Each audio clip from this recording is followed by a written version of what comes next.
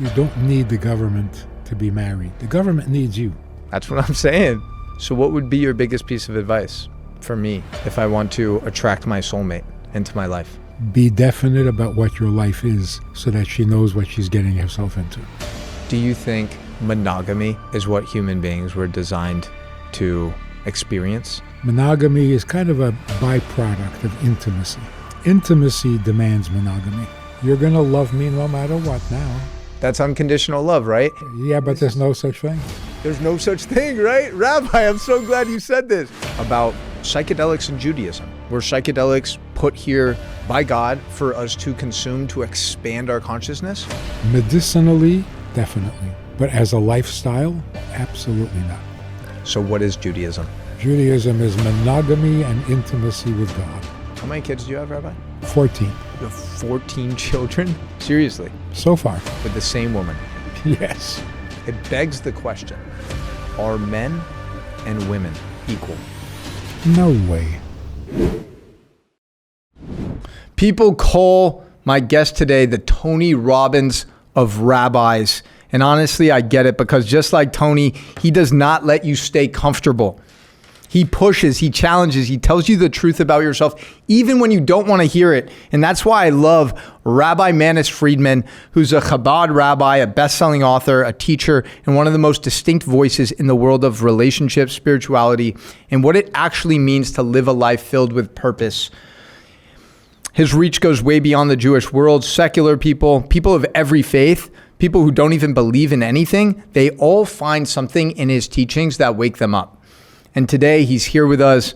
I'm genuinely honored. Rabbi Manis Friedman, this man, 79 years old, 14 children. Our conversation spread so far and wide. We talked about sex, marriage. We talked about unconditional love, if it even exists. We talked about psychedelics. We talked about literally everything. This is easily one of the most potent, impactful conversations I've ever had in my life. And you get to hear it right now with the one and only Rabbi Manis Friedman. Rabbi Friedman, do you have a preference, by the way, Rabbi Manis, Rabbi Friedman? You're good with it all.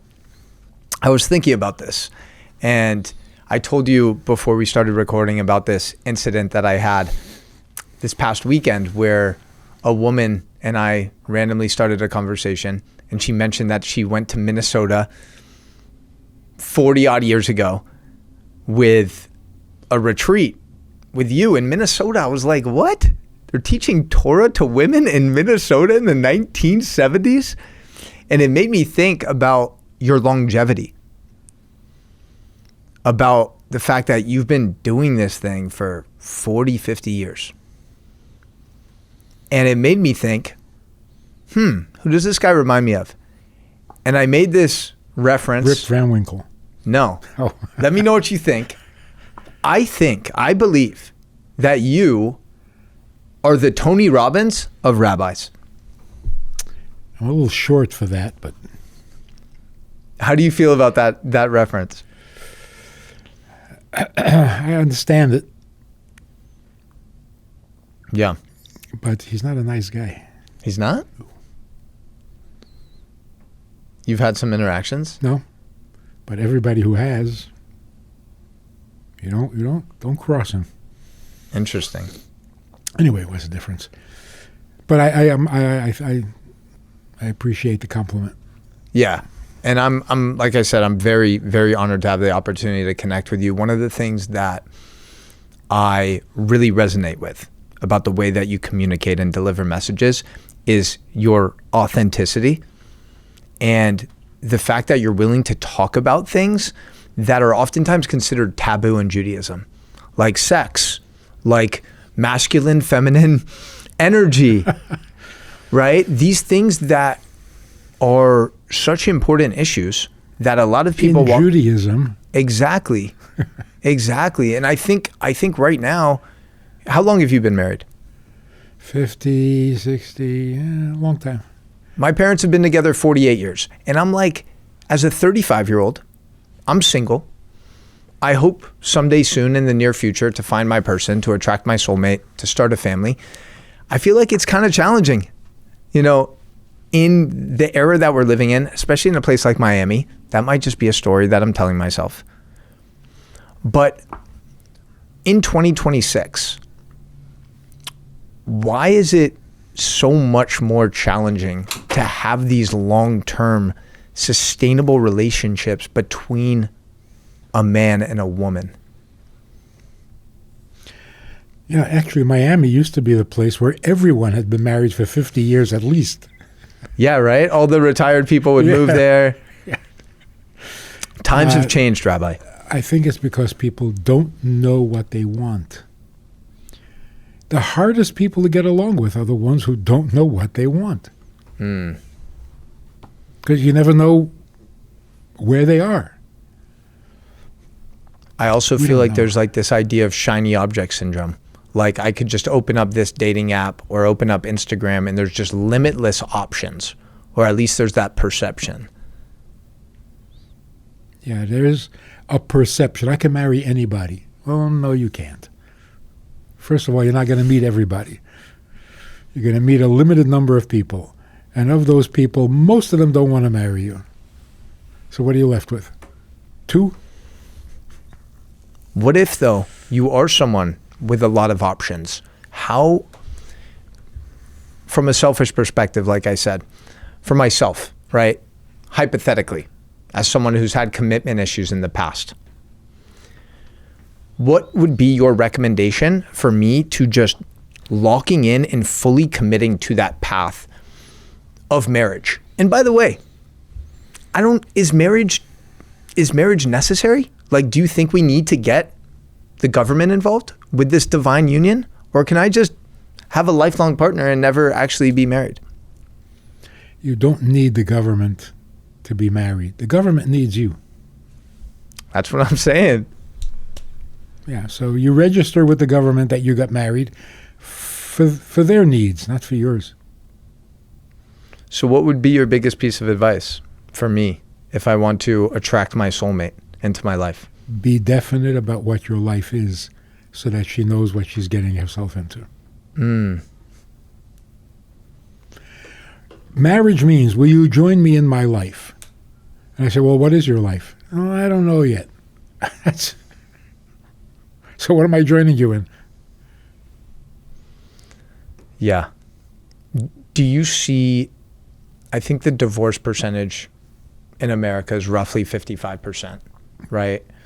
That's over half of marriages ending in divorce. Out of the 45% of people that stay together, a big percentage of those people aren't necessarily thriving in their relationships. In the Orthodox community, where there's these arranged marriages, do you feel like there's a higher success rate of successful marriages with that model? When there were arranged marriages, they were very successful. But we don't have arranged. Can't do that anymore. Really? You can't. Well, when people were getting married at 14 and 15, you can arrange it. When they're getting married at 25, you can't arrange it. How old were you when you got married? 21. 21. And how long? Because there's this video of you that went pretty viral. I'm sure you know. And it talks about, now it's very common to date someone for 2, 3, 4, even 5 years. And then, and only then, if you feel that connection, you propose, you get engaged. I believe you said that you shouldn't need more than 3 months to know if this person is your person. Also, if you've been dating for 5 years, you don't have to decide to get married. You got to decide to get divorced. You are married. I mean, if living together for 5 years doesn't make you attached or connected, you're brain dead. How do you live with somebody for 5 years and not get attached? And why, if you separate, is that not heartbreaking divorce trauma? It is. So where's the disconnect then? Where's the disconnect if people are dating for years and then they break up after this time? Are they not having the thoughtful, deep conversations early enough in the relationship Where are people missing that? They're having a lot of deep conversations, but without commitment. I mean, if you're living together for 5 years, you might as well be married. Right. Oh, no, we're not married. Why? Because I'm not making that commitment. After 5 years, decide to make a commitment. But it feels strange because that's not what you've had for 5 years. Do you think monogamy is what human beings were designed to experience? Monogamy is kind of a byproduct of intimacy. Okay. Intimacy demands monogamy. Because without monogamy, it's not really intimate. If it's not all about you, then it's not intimate. If it's only partly about you or almost all about you, the key of marriage is the one line that describes it all: it's not good to be alone. Solution: marriage. But if you can be married and still feel alone, then you haven't really experienced intimacy. How do you define intimacy then? Because I think most people, if you ask them in the street, hey, what's intimacy? A majority of them would say sex, physical touch, but my intuition is telling me that there's something deeper to this intimacy thing. Well, I think back in the 60s, we all decided that sex should not be intimate. Was that with the advent of birth control? It was with the advent of free love. Free love, meaning don't make it so intimate. It's fun, it's healthy, everybody's doing it. Lighten up. We removed the sacredness from it. Recreational. Sex became recreational. Yeah. Instead of spiritual. Instead of sacred, yeah.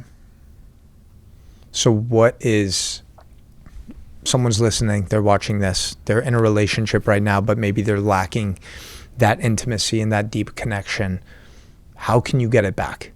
How can you bring that intentionality and sacredness back to sex and intimacy? There are a few other ingredients we need to bring back also, like generosity. We're not generous people. Actually, we're very generous with things. We're affluent, which physical means, things. Yeah, you can have my shoes. I'll get another pair. Right. So we're all of a sudden we're very generous with our possessions, but not with our essence. I see this a lot in Miami, by the way. And I think this is one of the things that has blurred a lot of lines when it comes to dating. In the Jewish community and not the Jewish community, I mean, for example, all right, a week ago, just as friends, went with two amazing Israeli girls who were visiting, took them to Soho Beach House, right? Had a great time. And just like friendly, feeling out the energy. And then later that night, they meet up with, I guess, another couple guys, I don't know. And then the next morning I see private jet to the Bahamas. You know, I've heard crazy stories. Like I have friends that second date, a guy has taken them to Bal Harbour shops and spent over $20,000 on them at the Louis Vuitton store. And I'm like, we're living in this world that even spiritual people are getting so consumed by the physical and material world that it's blurred the lines. Like, okay, well, I just spent $20,000 on you. Well, you're obviously doing that with the expectation of receiving something in return, right? So it's not really giving. You're just, I don't even know if I have a question for you. I'm just. Oh, it's an observation about. Yeah. So generosity would have to be Generosity with your possessions. Okay. Generous with your time. There are husbands who have no time for their wives. They're not generous with their time. Or they're not generous with their space. Stay out of my space. There are men who are not generous with their words. They love their wives. They never say it. Well, why don't you just say it? Well, she knows. So say it. What for? It's so crazy how easy it is to just express appreciation and gratitude. And for me, I think that's one of the most attractive qualities is when someone actually has a level of gratitude. You know, you go to dinner, they say thank you, like I really appreciate it, or just complimenting you, you know, like I appreciate your energy. Thank you for being present. Thank you for being so unique. You know, I'm so grateful to spend time with you. Why do we struggle so much to express love, especially as men? So they say because, we're not good at being intimate, we're not good at being vulnerable. Yeah, but most men are just stingy. They're stingy with their compliments and with their... So if you're going to be married, you have to be generous. Not just with money.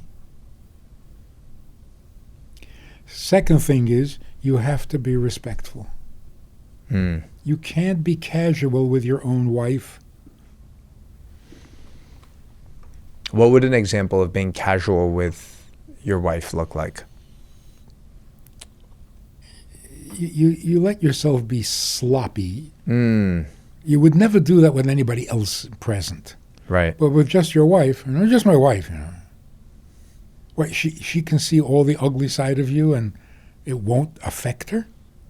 Yeah. Don't kid yourself. Have you seen like this meme where it's basically like the breakup glow up, where it's like the guy gets broken up with and then he all of a sudden starts like going hard in the gym. He builds a business. He starts waking up at 5 a.m. It's like, why weren't you doing any of those things before? Maybe the breakup wouldn't have happened if you were actually taking action in your life. But sometimes I guess we have to hit rock bottom or something tragic has to happen for us to actually level up. So without respect, marriage won't only fail, it'll become really, really nasty. Like that famous expression, familiarity breeds contempt. Contempt. That's an ugly word. And there isn't any uglier contempt than between a couple who don't get along. Is that when you lose the polarity?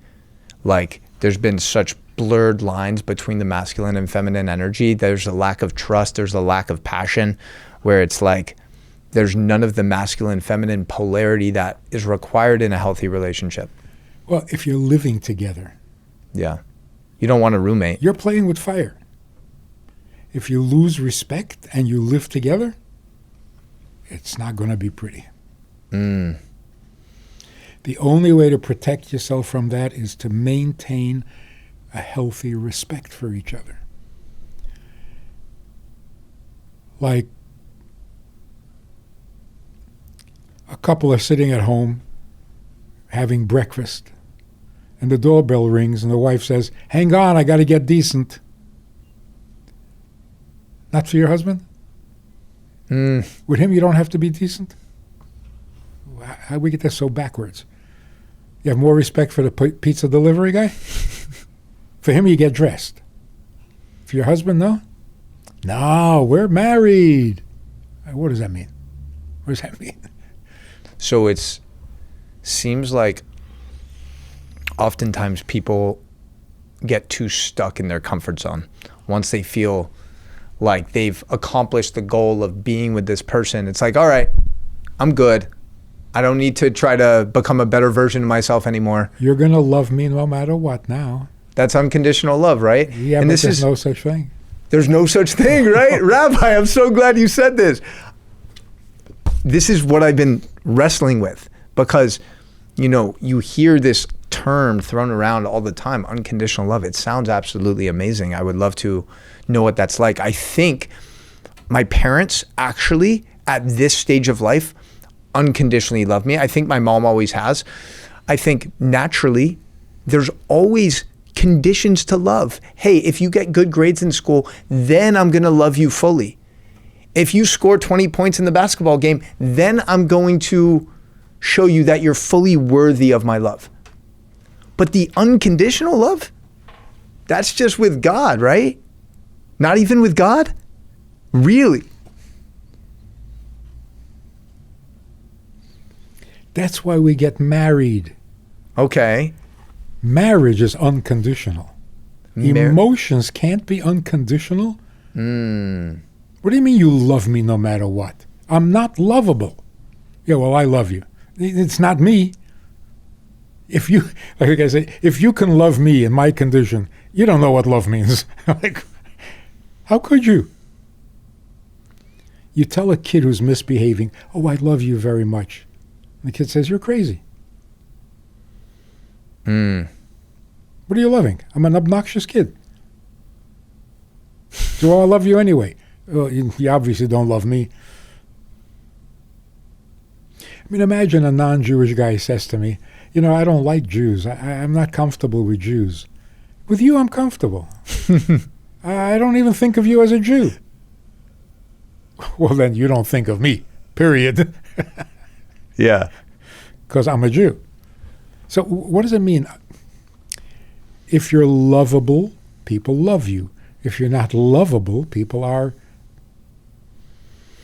going to avoid you. But why is the love between ourselves and the Creator, Hashem? I would think that would be unconditional love. Doesn't God love us unconditionally through the mistakes, through the failures, through the challenges, through the obstacles? Isn't God always showing us love? Through the hate. What does it mean? I will love you even when I hate you. It's double talk. But does God hate? Oh, yeah. Really? Yeah. Who does God hate? Us. Now, are you referring to more so like our ego that is there, it's designed to really challenge and test us? Well, of course he hates the nasty side of us. But he also created that side of us. True. But there are a lot of things he created that he hates. Such as what? Pork. Pork. Okay. So abomination. So why did God create pork if he didn't want us to eat it? For some other reason. You can use it for making footballs. Was it to serve as a test though? Because I at one point in my life I did eat bacon, and Rabbi, I got to tell you, it's absolutely delicious. No one said it wasn't. Bacon cheeseburger.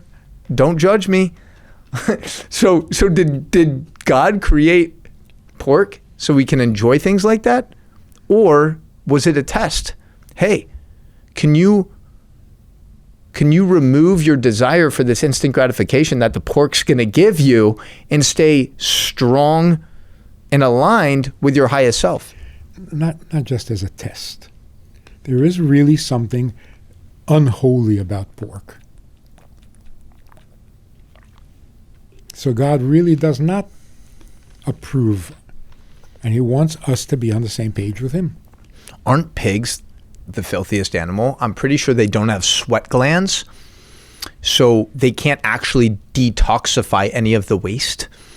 So they're extremely filthy, and they carry on to a lot of parasites, and they cause a lot of inflammation when humans consume them. That's why I think we don't eat pork. But that's the physical representation of something spiritually wrong with them. And what would be your explanation for why we don't eat pork? Because God never intended for us to eat pork. He didn't create pork for our consumption. Okay. Interesting. I'm sure there's things that So maybe... It's not just a test. Wait, I'm so glad you mentioned this. Rabbi, wow. I'm loving this. I'm so happy you're here. I'm glad you mentioned this, that if something is here and it's something that we consume, most likely that was God's intention, for the most part. I want to ask you your thoughts on psychedelics, because a lot of Kabbalists and rabbis believe that the burning bush that Moses was inhaling the smoke from was actually an acacia tree. And I'm sure you've heard the story, maybe not, but he was inhaling the smoke from the acacia tree. It gave him this psychedelic experience, and shortly thereafter he parted the Red Sea. Or thought he did. Either way, sometimes perception is reality, right? So what are your thoughts as a rabbi about psychedelics in Judaism? Were psychedelics put here by God for us to consume, to expand our consciousness? Medicinally, definitely. But as a lifestyle, absolutely not. Because all of Torah is truth. No artificial highs. No artificially induced anything. Torah is the truth, not the escape from reality. So what you're saying, if I'm not mistaken, is that you believe these different psychedelics and plant medicines, such as mushrooms, serve a very legitimate purpose when used with intention, very occasionally. As a healing, not as a lifestyle. Of course. And so as soon as a thing becomes so popular, where everybody has to do this, everyone. Exactly. All right. You're starting a new religion. And I agree with you 100%, by the way. I first had my first psychedelic experience. I told you, my Jewish awakening didn't start till 2.5 years ago. And in 2018, I went to Peru and I sat with a plant medicine called ayahuasca. And I had a very powerful experience where I felt deeply connected to God. And I purely felt like I was a vessel. Like I understood what that whole idea felt like in my body, that experience. And that kind of got me on my spiritual journey. And, I've experienced mushrooms, I've facilitated ceremonies, but always under the premise of operating with intention. We're not going to mushrooms to go to the club. We're not doing mushrooms to, just have a good time. It's like, what's the intention? That deep-rooted kavanah. And for me, it's played an instrumental role in connecting to the Creator. And now I have the other tools where I'm not dependent on anything external necessarily, which I think is what you're referring to as well. So you can look at it one of two ways. You go under the influence of a psychedelic. What happens? You start to imagine things, then go away. If it allows you to be you, and the real you is real, like your connection with God is absolutely real. It didn't come from the psychedelic. Somehow the psychedelic allowed you to see who you really are. That's useful. But if it's creating an awareness of something big, and yeah, we've been there before many times, and it's always a disaster. No, I love how you explain that, because I always say that the medicine always just reveals what's inside of you already. And a lot of times we've been so obstructed by the childhood trauma, by all of the being in our head all the time, by the challenges, the obstacles, that we forget our true essence. And these plant medicines can really help uncover us back to our most authentic self, like you mentioned. So then it's not an artificial high. Artificial anything is not acceptable. What are your thoughts on things like alcohol? Because... Same thing. Okay. If it allows you to be you and the good part of you comes out, fine. If it just makes you crazy, of course not. But that's also a slippery slope. Yes. Because then someone can be like, just a couple drinks to loosen up and I can be my most... But if that's like the recurring theme in the narrative, like, hey, every night that I am interacting with any other human beings, I need to have a couple drinks of alcohol. That's when we're building a crutch and dependence, right? Because at the end of the day, alcohol is a neurotoxin and it causes inflammation on a neurological level. But what I've learned through Judaism, by the way, is when we bring that intention to the kiddush and we drink wine and we're celebrating life together, drinking alcohol can actually be a very high vibration thing, but we have to be intentional with how we approach it. And the vibration is not the wine. The vibration's internal, right? The vibration is the event. The wedding, the Shabbos. And we're coming from Passover. The story of coming out of Egypt. A crazy story. Crazy. It's a crazy story. Yeah. God wants to take Jews out of slavery, so he negotiates with Pharaoh. How about now? You let him go now? How about now? How about another plague? How about another plague? Just take them out. You're God. Pharaoh was not an idiot. One of the ways of understanding that whole story is Moshe comes to Pharaoh and says, we got to go out into the desert and do some spiritual stuff. Pharaoh said, no way. Way too dangerous. What are you going to become, nomads? Stay in society and help build the future. Hard work? Okay. But go out in the desert looking for God? You're going to drink Kool-Aid. So what did Moshe and are you suggesting Moshe and Pharaoh did some sort of mushroom journey together? No. Oh, what did they? On the contrary, Pharaoh was saying, are you high on something?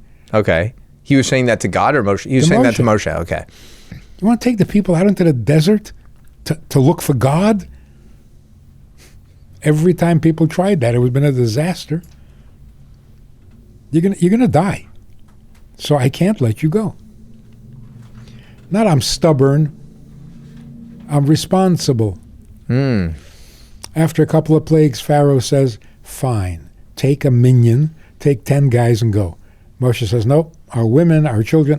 Oh, you're really cracked. No, you're not going. Finally, it dawned on Pharaoh, we're not going into the desert to look for a high. God is waiting for us. We're not looking for anything. We have an appointment with God. Pharaoh said, why didn't you say so? You can't keep God waiting. Go now. People keep making that mistake. Judaism is not a religion. People who put on tefillin are not being religious. Religion is too contrived. You put on tefillin because you're a Jew. And you're really a Jew. And tefillin is really Jewish. So what's the religion part? You keep kosher because you're Jewish. There's nothing artificial about it. That's a relationship.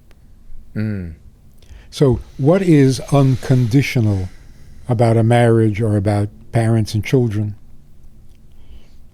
A mother shouldn't say, I love you unconditionally. A mother should say, I am your mother unconditionally. I'm your mother when I love you. I'm your mother when I hate you. I'm your mother when you're good. I'm your mother when you're bad. I'll go through suffering with you. But do I love you when you're bad? Why should I? Wouldn't it be like, I love you, but I just don't like you right now? Right? Kind of? You could say that. But, what does it mean? Emotion means my reaction to you. If my reaction to you is the same no matter what you do, then I'm not reacting to you. I've decided how I'm going to behave no matter what you do. So you don't count anymore. All right, if you are enjoying today's podcast episode, it would mean the absolute world if you took a few moments to leave a review for the show.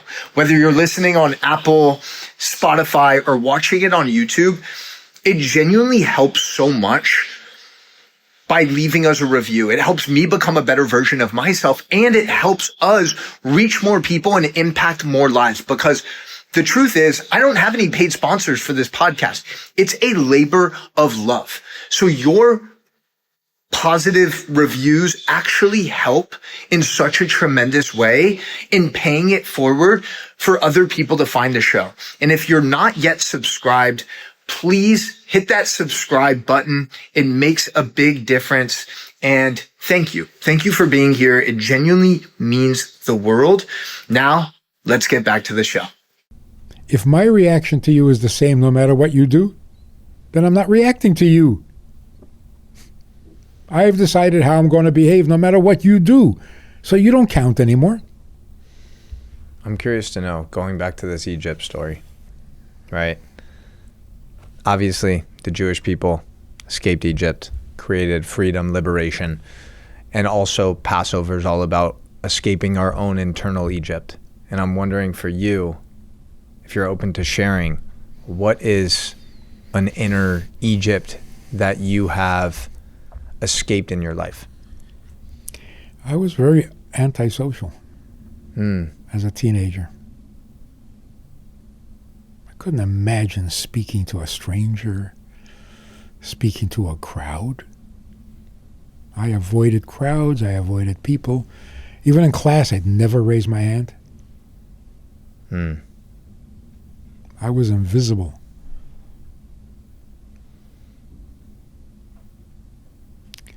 So even with God, God says, you are my children. I am your creator.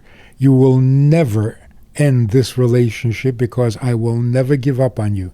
Do I love you? Not right now. How were you able to break through that barrier?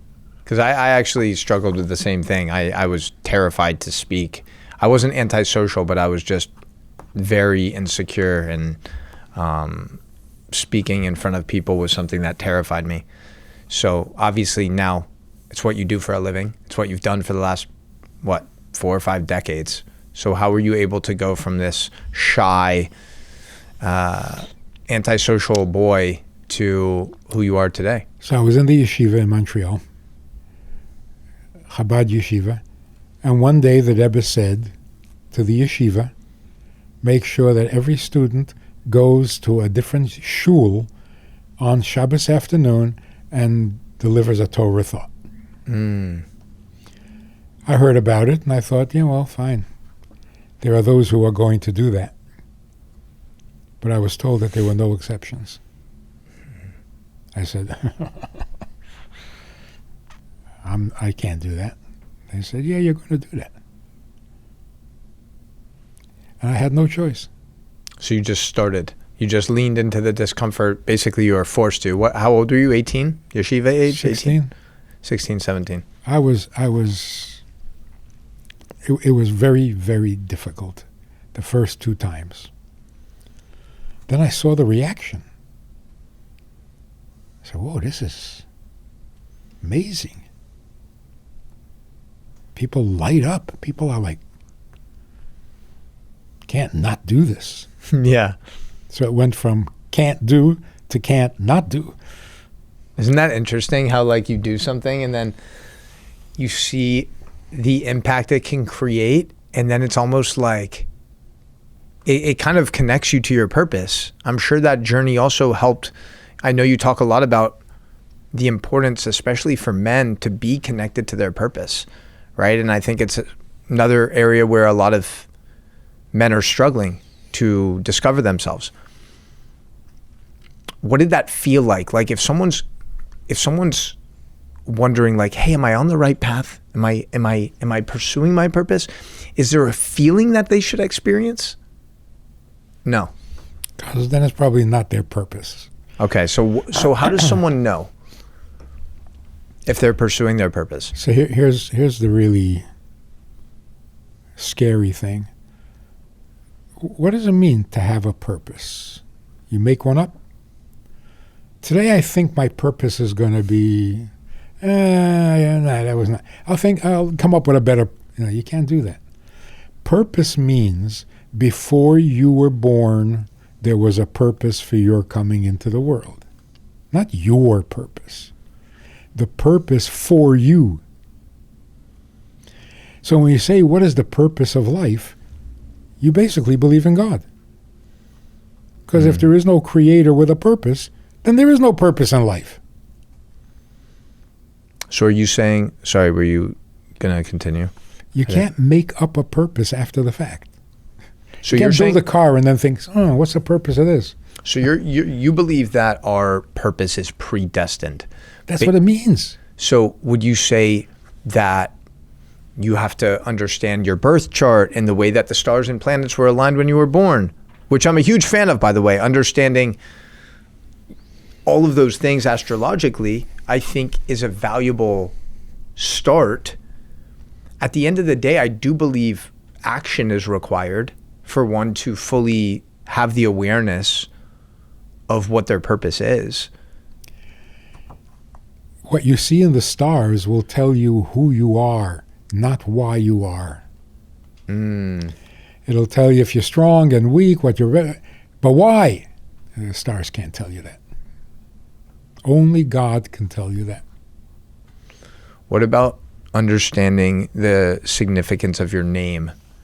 Like Yirmiyahu, for example. I never understood how powerful my name is on a letter-by-letter basis, right? I went to a Jewish school. This was never embedded in the lessons. And I know you know this stuff, but like, I want to give people, actionable steps. For me, like, I feel like you need to fail a lot. You need to try a lot of things and see what gets you feeling fully present. For example, I've done this podcast for like 6 or 7 years, but I've been interrupted because it's a lot of production, it's a lot of energy, and I've gotten distracted by other projects and other things. And recently I was like, you know what? The podcast is so important to me because it just provides me the opportunity to connect with people that I really admire and respect. We're fully present. How often do we get to be connecting with another human being for at least an hour? We're not on our phones. We're just fully connecting in the flow state, divinely guided by Hashem. So for me, that's how I know the podcast is like at least a part of my purpose, not fully by any means. But are there any other things? Like, does that resonate what I said? Am I wrong? The overarching consideration is this what God needs from me? I mean, Tucker Carlson also has podcasts. Is that his purpose in life? No. So if you're doing one of the many things God needs, that could be your purpose. But if you're doing something God doesn't need, no matter how much you enjoy it, no matter how fulfilling it is, it's not the purpose. Okay, that makes more sense. So I guess on an overarching, it would be like delivering more truth to the world filled with lies. If it gets people closer to God, if Jews get a little closer to Judaism, then it could be that this is your way of fulfilling the purpose. You said earlier that Judaism is not a religion. Right. So what is Judaism?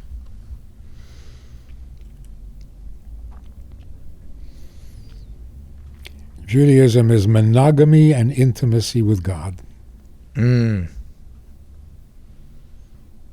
there other faiths and religions that believe that as well? So what makes the Jewish people special? It's our monogamy. A lot of people are married, but not to my wife. Okay. You should all have monogamous relationships. with God. Okay. But our relationship is an old, strong, tested, proven on both sides. God has never abandoned us, and we have never abandoned God. So wouldn't you say there's unconditional love between the Jewish people and God? Unconditional connection. In that connection, there's love. Okay. There's compassion. Yeah. And there's hate. Sometimes I hate you. We just met, Rabbi. Don't take it personally. I don't take it personally. So, okay. I'm learning more. I'm learning your perspectives are very unique, as I'm sure you've been told. Look, if you say unconditional, doesn't that mean I can hate you and we still stay together? Yeah. To say unconditional love, all that we can have between us is love. That is the biggest condition of all. So if we don't love, it's all over? What unconditional love? So I'm curious to know, because obviously most marriages don't end successfully. Most marriages would be perceived as failures, either ending in divorce or just ending in disconnection, right? Most marriages don't start successfully. Tell me about that. Couples come for marriage counseling, and they massacre each other, and then they say, "So you think we should get divorced?" I said, "How can you get divorced? You're not even married. You never really got married." I saw a crazy statistic that was basically almost 90. They did a survey of a certain number of people that had been divorced, and they asked them, like, at what point in the marriage did you think that this was going to happen, that the marriage was going to end in divorce? And I think it was like 87% said that they knew they were going to get divorced before they even got married.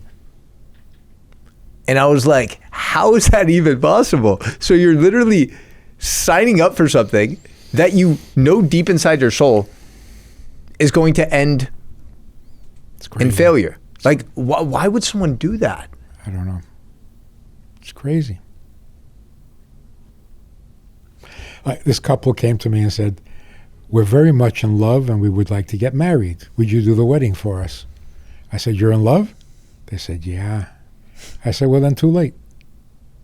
What are you getting married for?" You're getting married for the love. You already have the love. What are you getting married for? And they were a little stunned. And they said, well, we want to make a commitment. I said, "A commitment to what?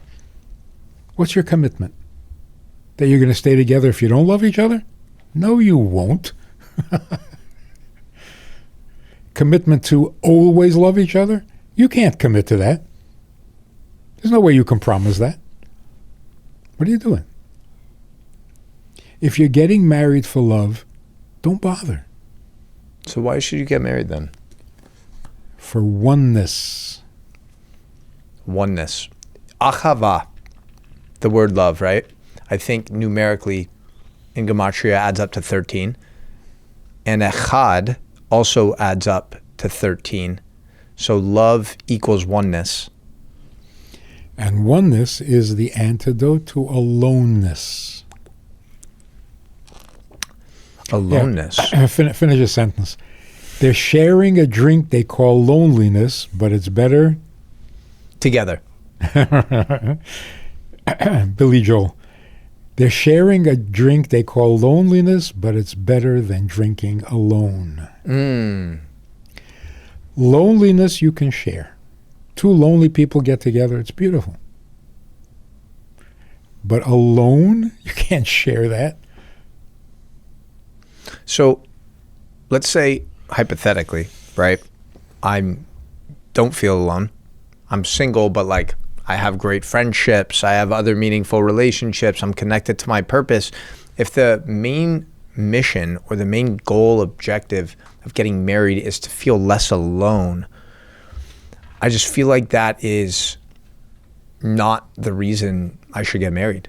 Like it almost feels like I'm too dependent on this person to make me feel a certain way, which feels like a very weak foundation for a marriage.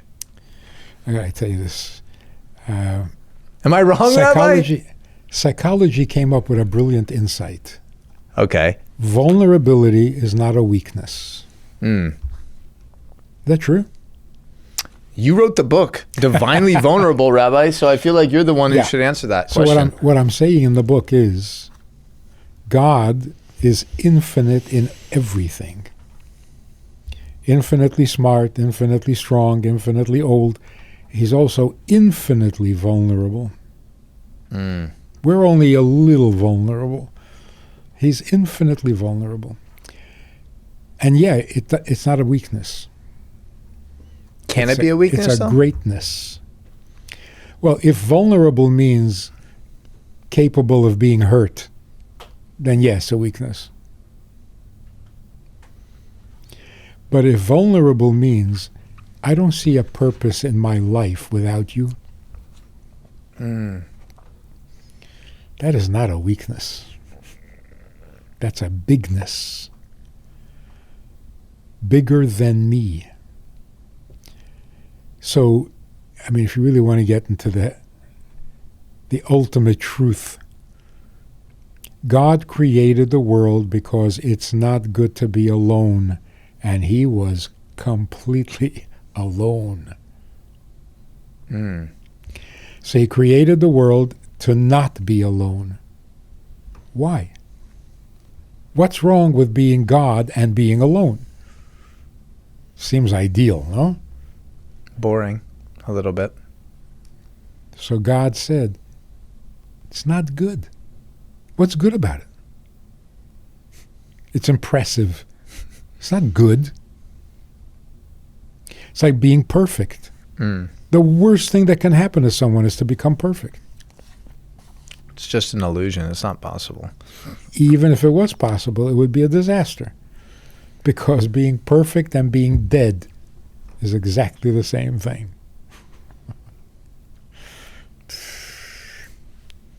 So what do you say? God is perfect. That's it. Finished? That's it? And God says, please, don't say that about me. I'm alive. I got thoughts. I got a plan. I got a purpose. Don't pass me off as perfect. That's good for idols, not for me. Yeah, I guess that's what makes us human. All 8 billion of us have these unique imperfections that actually, in some way, are a reflection of God if we believe that we're created in God's image. Which makes us more than human. That part in us that can't stand being alone, it's divine. It's not a weakness. It just doesn't compute that I am here just for me. But it doesn't make sense. It's a dead end. I'm me, I'm always going to be me, and that's all there is to me. Then, what's the point? Isn't that kind of the concept? I was just talking with Eitan, one of the most respected Kabbalah teachers in the world, and there's basically 2 forms of receiving, right? There's receiving for your own self-interest, and then there's receiving in order to share more light and to bring more positive energy to the world. Kind of what you're touching on now. Life will seem very meaningless if you're just constantly receiving with the intention of not sharing. The whole purpose of receiving, whether it's physically or spiritually, is so we can share those lessons and those blessings with the people around us. The punchline behind it is, my life doesn't justify itself. If I'm not in a relationship beyond myself is not justified. It's the opposite of pop psychology. What's pop psychology? I'm not familiar. Everything is you. Everything is you.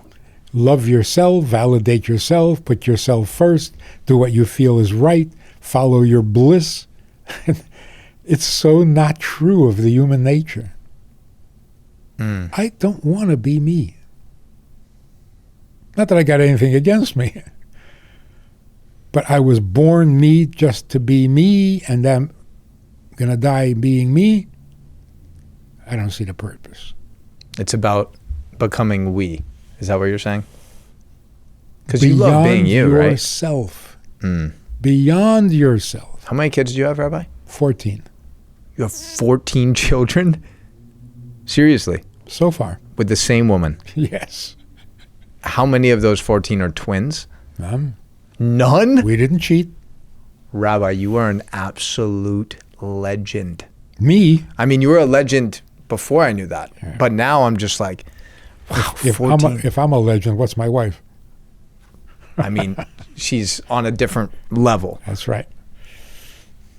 Rabbi, I mean, I feel like you're the perfect person to ask about parenting and fatherhood. I mean, you've had a lot of opportunities to make mistakes and then learn from those mistakes. Is there one universal truth that you've learned about being a father that your kids can look to and they feel the love, they feel the trust, they feel the respect? I don't think you have to do anything for that. Just be yourself. But if you want good kids, show them a life that they can't wait to become part of. Don't tell them, don't preach to them, don't threaten them, don't demand. Show them a life that they can't resist. Make them an offer they can't resist. And that really happens by just embodying the best version of yourself, whether it's like they see you working out and being healthy or building a business or just being happy. Like, they're a sponge. So they're observing and absorbing everything that they see you doing as their parent. So I guess like the embodiment, rather than preaching or talking and saying, hey, do this, do that, it's like, no, let me just lead by example. But an example of a life, not of an activity. Going to the gym is not a life. It's part of a life, though. Just a healthy lifestyle now. It's just being healthy so that you can live life. But Right. What is your life? Life is hopefully a compilation of great experiences, great people, feeling like you're making a positive contribution to the planet. If they think you're making a positive contribution to the planet, they will find it irresistible. So, Problem with our generation is kids are looking for something they can do, have a positive effect, and their parents are not. So the kids are experimenting. They want to find a way to make the world better. Since the 60s. The kids are ahead of their parents. Rabbi, I got to say, I'm very disappointed that I have to, we only have the allotted time, because I feel like I could go on for like 7 or 8 hours with you, and I hope we can do a part 2 very soon. Wow, this whole 14 kids thing just opened up like a whole new portal for me, and I would love to explore this with you. I also wrote down like a bunch of rapid fire questions that I wanted to make sure I touched on some of them. Is it true that the Jews run the world? Yeah. It is. Can you explain? Ask the anti-Semite, they'll tell you.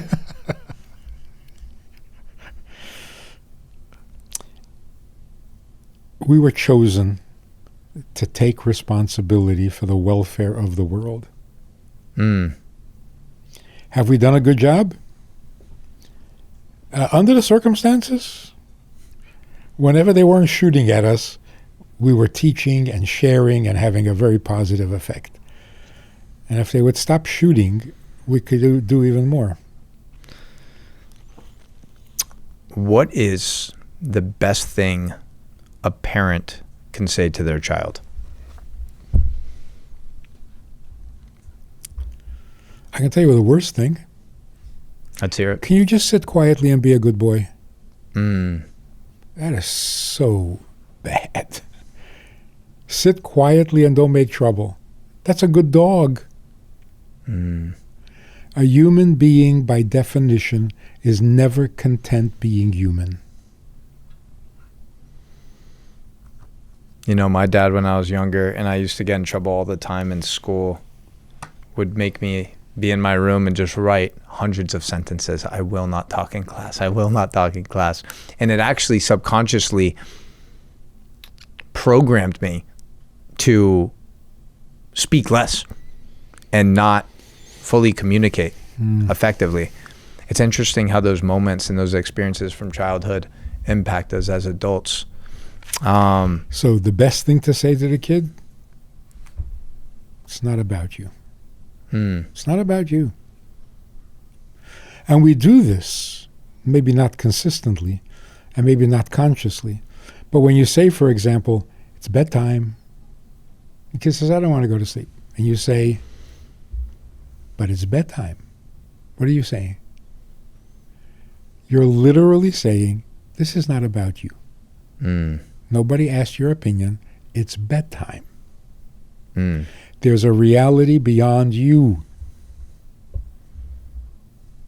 So the word but, I know you don't want to go, but. I know you don't want to do the homework, but. I know you want to hit your sister, but. It's not about you. The more effective and the more successful we are getting the children past themselves, the greater the kids are going to be. If you model a life where reality is bigger than yourself, it's not about me. There's a purpose. There are other people who are more deserving, more needy, more whatever. It's not about me. Yeah. The healthiest thing in the world. Happy kids? No, it's not about them. When you have 14 kids, every one of them knows it's not about me. Yeah, that's crazy. There are 13 others. Yeah, they learn to just be like selfless. Yeah, you got to make room for others. You can't. But I imagine it must also create patterns where they're trying to like receive attention and they're sometimes feeling unseen because there's so many other kids. They are sometimes unseen and they're okay with it. Yeah, I guess that's just reality, is like right now maybe just don't receive as much attention. You know, there's other priorities. If you give a mixed message, first 5-6 years you tell the child it's all about you. It's all about you. It's all, and then all of a sudden, hey, not about you. Yeah. They get confused. Yeah. Yeah. And they feel cheated. Rabbi, there seems to be a lot of confusion in 2026 about gender roles. Ooh. Lots of people using weird pronouns to describe themselves. I don't know. But it begs the question, are men and women equal? No way. You know, there's this crazy notion that human beings, all human beings, should be able to get along well because, after all, we all have the same needs. Is there anything as ridiculous as that? Yeah. It's because we have the same needs that we can't get along. We're fighting over the same dollar, over the same space, over the same water. If we all needed something different, there'd be peace in the world. You do your thing, I'll do mine. But no, we need the same thing. By saying men and women need the same thing, you've killed every marriage. The reason marriage can work is because it's a man and a woman, and they don't need the same thing. What's the number one thing that a woman needs in her marriage to feel successful? Appreciation. Don't take them for granted. They will do everything and anything necessary without asking for a reward. But you take them for granted? And what's the number one thing that men are craving from Admiration. their... What's that? Admiration, respect, admiration. Men are so desperate that a woman says to her husband, "Wow, you changed the light bulb?" He feels great. Those words of affirmation. It's like I had the opportunity to save the situation, create a solution, be in my masculine energy. I think that's really what it is on a grander scale. It's like, yes, you changed the light bulb, but it's also like, I'm the man. I took action. I brought light to this house. I unscrewed it. I screwed it back in. Like, yes, you can count on me for getting these types of things done. So I guess it on a greater scale, it's like the masculine, feminine energy is restored, and there's better trust now, because it's like, okay, now she can relax in her feminine and know that those types of things will be taken care of. Which allows her to be a nurturer. Men can't nurture because they're busy doing. You can't nurture and do. To nurture, you have to be passive, leaving all the room for the nurturing to happen. There's not many stay-at-home dads, I guess, for that reason. Yeah. The uterus is a very passive organ. And yet it's the one that creates a baby. It allows the baby to thrive because it doesn't have its own agenda. It's beautiful. I don't know if you saw this, Rabbi, but it's pretty disturbing. There's an emoji on the iPhone that's a pregnant man. In some states, they actually banned the term pregnant woman, and they force people to say pregnant person. Seriously, this is the world that we're living in. This is, again, why I'm a little concerned about New York, and I'm curious to know your opinion on this. I mean, you got Mamdani, you got a socialist Islamist as the mayor of your city, and it's concerning. It's concerning because these are not Western values. These are values that do not value healthy family dynamics. They value death and destruction. I'm grateful I live in Florida. There's very clear identities, men, women, and it's interesting, that there's this agenda.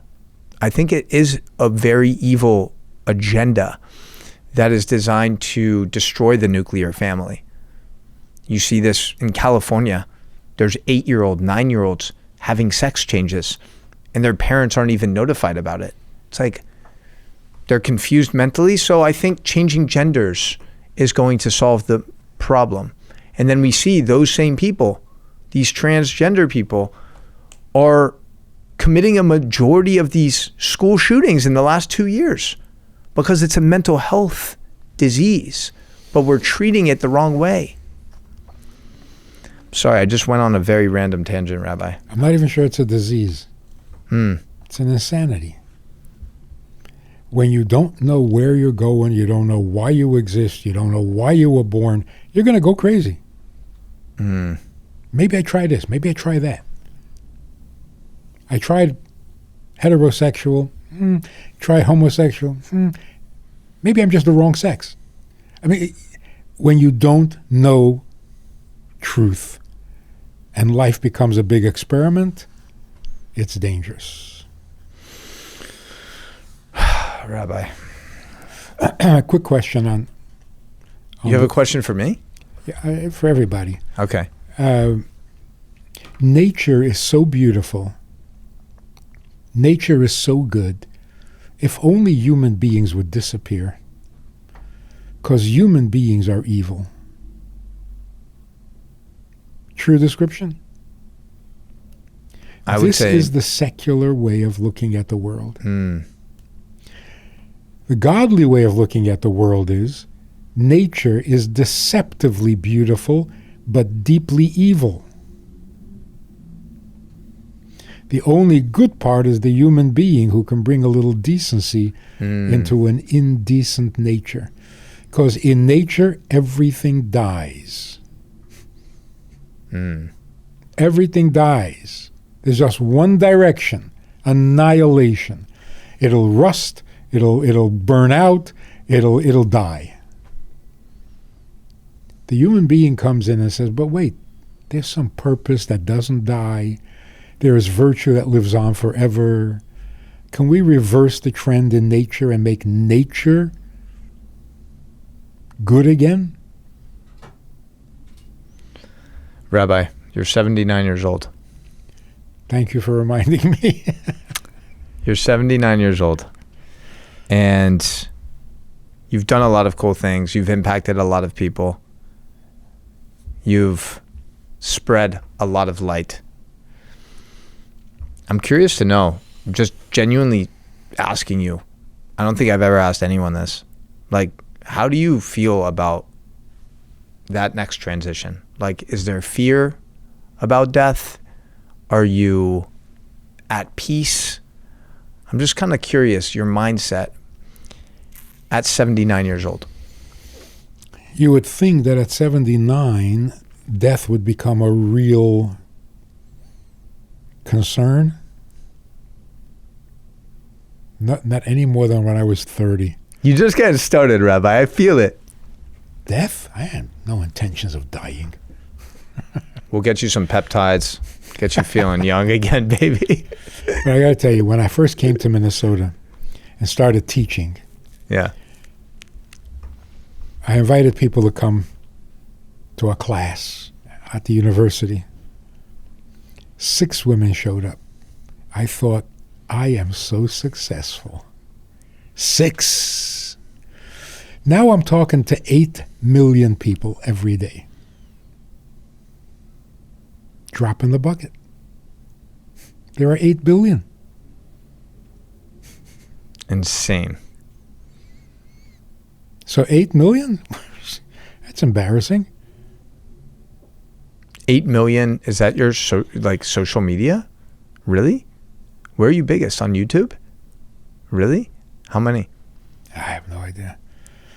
That's cool. That's awesome. So is that the son that I met? He's the one that does a lot of your, he helps you a lot with the business stuff.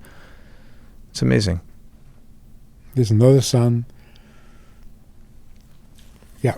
Rabbi, I guess, I think I already went over time and I know we have to wrap this up, but I mentioned this before we started recording and I want to get your genuine, honest opinion. All right. You can be brutally honest with me. All right. As you can see, I have some tattoos on my body. All right. I've been told by some people that I can't be buried in a Jewish cemetery now. Is that true? No. My man, give me some, baby. Let's go. Can you explain why they would say that to me? And can you explain maybe your perspective?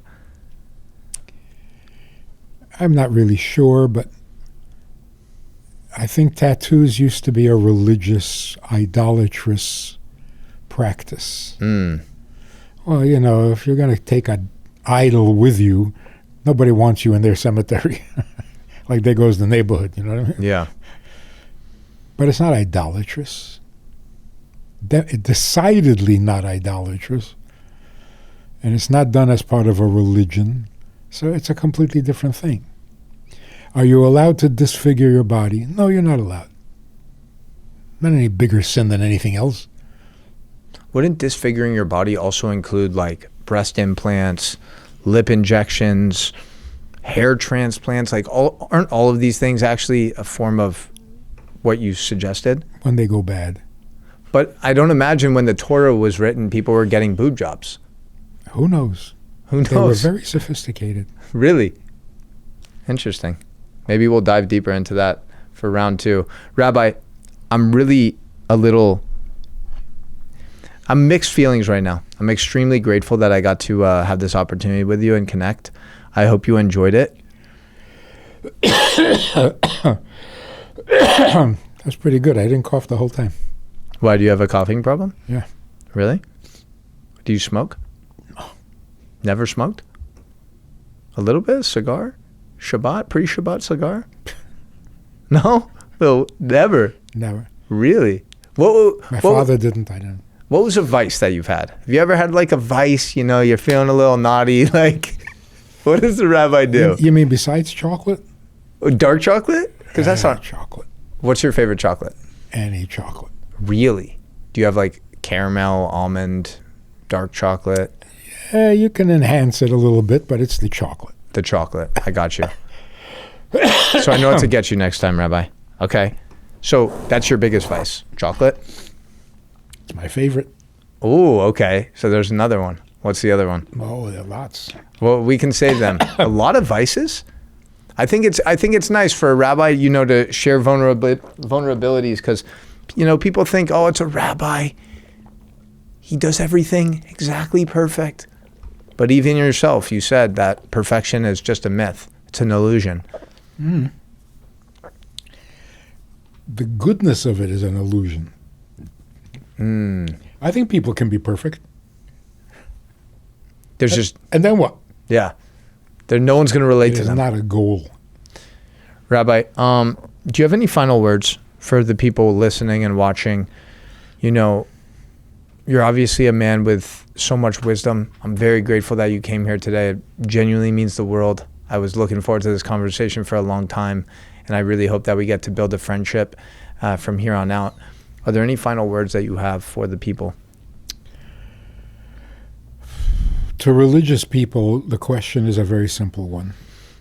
You've been using God for your benefit for 5,000 years. Can you stop? Stop using him and start serving him. It's his world, not yours. And for people who are not religious or don't particularly believe in God, what are you doing to make the world better? If you agree the world is not as good as it can be, understatement, then what are you doing to make it better?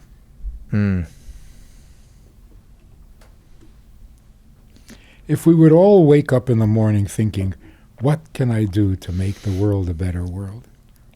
It would be a much better world. Yeah, if we had that intention right when we woke up, like, let me just do one thing to enhance the quality of life around me. So anyone who goes to work, the most boring, tedious job imaginable, if you're producing something, you're serving God because you're making his world better.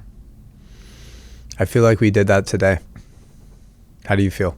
Absolutely. Absolutely.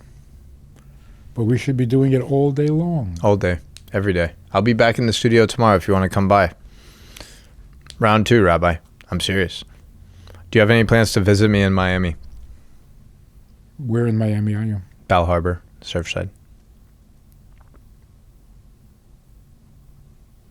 Right in the thick of things. Yeah. All roads lead to Miami, so sooner or later we'll be there. Well, I can't wait for that. It's going to be nice. Maybe we can go to like a pool party. But you travel a lot. I've pretty much been rooted there. I'm going to be in Israel this summer. I was just there. I was there for 4 months this past summer.